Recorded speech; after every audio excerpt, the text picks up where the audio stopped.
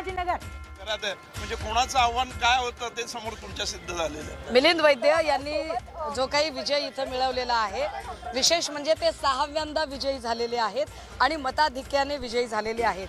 याचा अर्थ असा की ठाकरेंना धक्का अशा ज्या रोज बातम्या येत होत्या आणि कितीही अमका दिग्गज गेला तमका दिग्गज गेला असं कितीही बातम्या दाखवल्या तरी दिग्गजांची काय वाताहत झाली आहे ते आपण बघत आहात.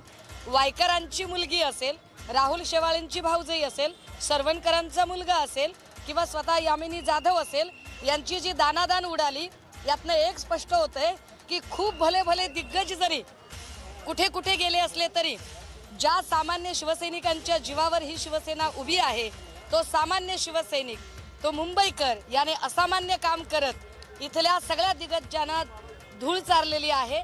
मी पुन्हा एकदा खात्रीनं सांगते, 3 वाजेपर्यंत चित्र वेगळं असेल आणि होय, आम्हाला खात्री आहे की महापौर ठाकरेंचं बसेल.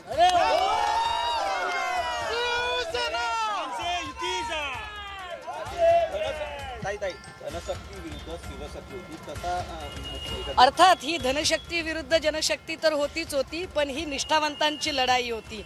ज्यांनी रोज बातम्या देऊन अक्षरशः डोकं पिकवलं होतं की रोज ठाकरेंना धक्के, पण आता लक्षात आलं असेल की ठाकरेंना धक्के अशा कितीही बातम्या दिल्या तरी गद्दारांच्या सोबत किती टक्के, तर फार तर खोकेवाल्यांचे टक्के त्यांच्या सोबत असतील.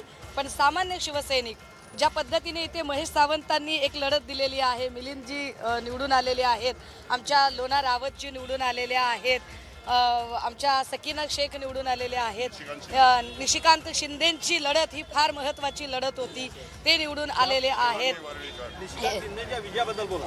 नाही, निशिकांत शिंदेच्या विजयाबद्दल एवढंच सांगेल की सरवणकरांना किंवा या सगळ्याच लोकांना धडा मिळाला असेल की तुम्ही कितीही आम्ही इकडे गेलो तिकडे गेलो